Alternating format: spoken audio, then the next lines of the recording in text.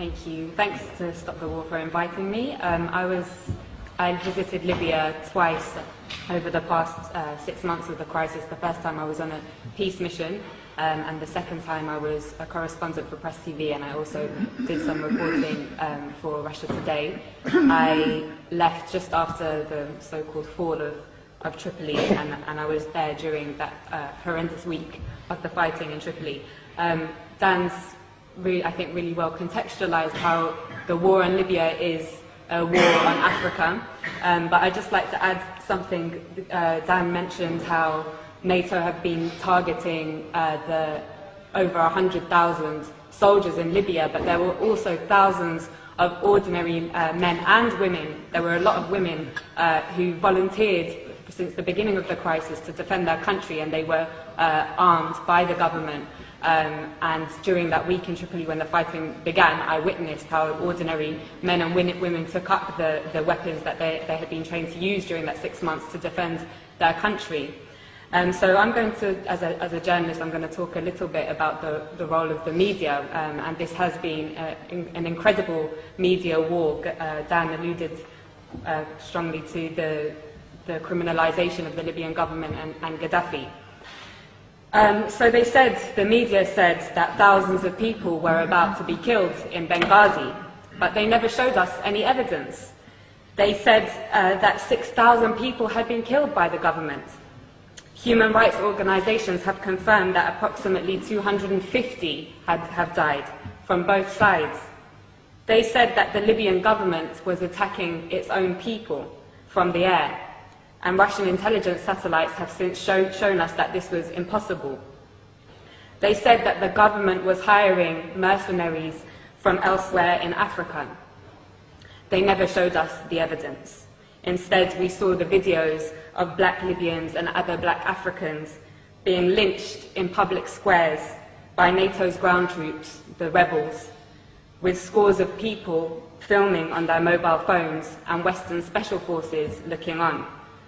They said that Gaddafi was hated by his people, but they never showed us the 1.7 million people in a country of 6 million in Green Square on July the 1st, or the masses in Tarhuna, in Sabha, in Beni Walid, in Sirte, and across the country who demonstrated to pledge their allegiance to their leader and to the Jamahiriya. They never showed us the masses, as I said, of ordinary men and women who had accepted the government's offer of weapons to defend their families, neighborhoods, and country from people who wished to condemn them to enslavement, to imperialism. They said they were targeting Gaddafi's military forces. They ignored the 33 children, 32 women, and 20 men who I saw buried in the small and traditional port town of Majer in Zlitan in early August. They said on August 20th or the 21st that Tripoli fell without resistance. But they didn't tell us that in 12 hours alone, 1,300 people were massacred in that city and 900 were injured. They said that Tripoli fell without resistance and that Saif al-Islam had been arrested and captured and that Gaddafi's compound Bab al-Ziza was taken by the rebels. But despite that, Saif al-Islam himself showed up in the hotel where I was trapped and took a group of journalists outside to see with their very own eyes. They didn't show us the thousands of people filling Bab al-Ziza and the streets of Tripoli waving the green flag on the night of August the 22nd. They said that Tripoli fell without resistance. But they didn't show us that in the 24 hours after those journalists from all the West's major networks had seen that site, that Bab al-Ziza alone was pounded 63 times with NATO bombs. They didn't show us how all the gatherings of the people to defend their capital from those who wished to send them back to the times of colonial puppet King Idris were attacked with missiles and Apache gunships. They didn't show us how the brave people of Abu Slim, the poorest area in Tripoli, and the staunchest area of support for Gaddafi, resisted for 5 days until on August 24th, NATO attacked anything that moved and piles of bodies lined the streets. They told us that the country was liberated. 6 weeks later, the rebels have conceded that they won't be able to move their headquarters to the capital. And that the rebels have confirmed, I think it was today, that they won't be able to take Bani Walid, and Sirte also remains strong.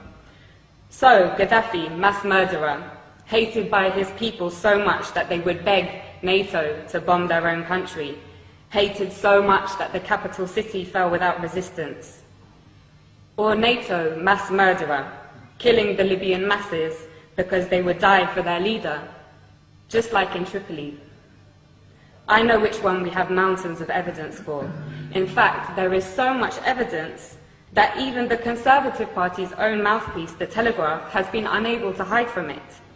Amongst their numerous reports showing that the rebels lack the popular support that Gaddafi enjoys, one article published this week reported what I heard throughout my stay in Tripoli.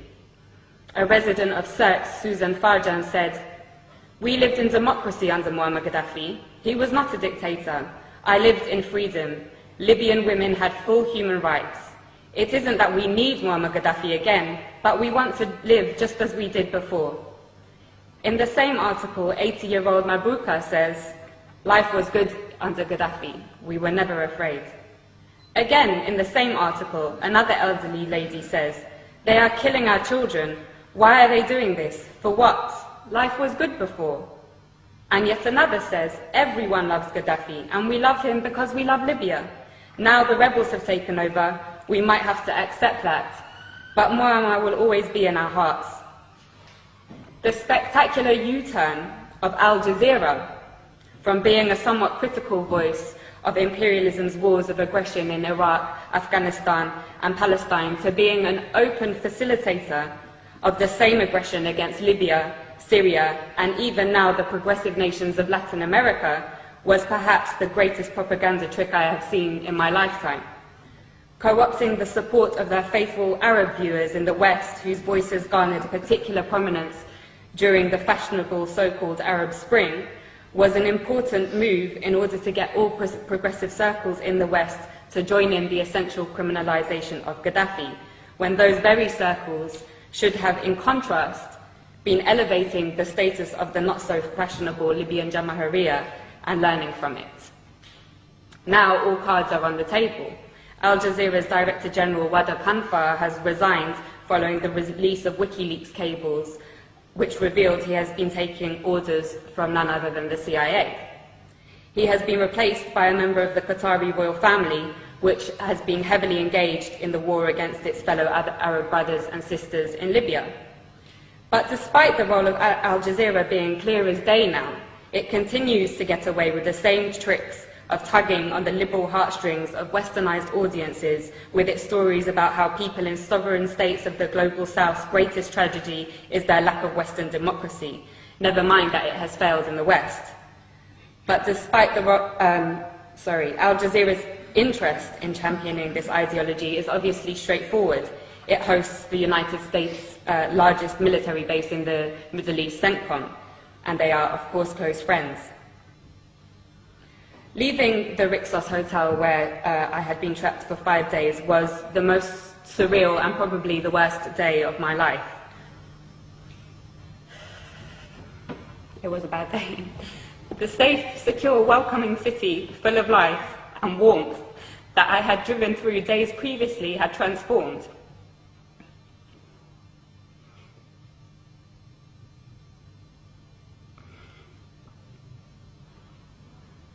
It lay in ruins, and you could not look in any direction without seeing guns or heavy weaponry. Many people had gone into hiding, been killed, and thousands of others had fled. And the people that I knew who remained, who had been the very people who had helped me to learn about the glorious recent history of Gaddafi's Libya, were inevitably traumatized and in a complete state of shock. Libya reached a point, as Dan said, of having the highest standard of living in Africa, a high level of literacy, universal healthcare, and free university education, a high status for women, in society and the greatest degree of equality for the large black population in the whole of North Africa and the Middle East. Those 40 years of revolutionary achievements have now been reversed. And for what? A year ago, after crippling wars in Iraq and Afghanistan, and with the growing economic crisis of the imperialist nations, it seemed a remote possibility that the West would have the capacity to embark on another costly and embarrassing war. It seems that the hegemony of the West was rapidly on its way out. But as Gaddafi's close brother Hugo Chavez said in his recent letter to the United Nations General Assembly, right now there is a very serious threat to global peace, he said. A new cycle of colonial wars which started in Libya with the sinister objective of refreshing the capitalist global system. End quote. He knows that his country will be targeted in that cycle, with the very same model that they used against Libya and are now using against Syria. In the absence of an effective anti-imperialist media that can challenge and preempt the tricks of imperialism through its global media, it is the role of all progressive people to champion the sovereign states of the global south, who, like Libya and Syria, are a thorn in the side of the West. Otherwise, they will be picked off one by one to add fuel to the dying fire of imperialism. And on that note, I want to end with my wholehearted thanks to the heroic Green Libyan resistance, which continues to amaze the world in their ability to stave off the world's most powerful military machine. As Gaddafi said, not only are they defending Libya, but also Syria, Iran, Algeria, the African continent, and the entire global south. Thank you.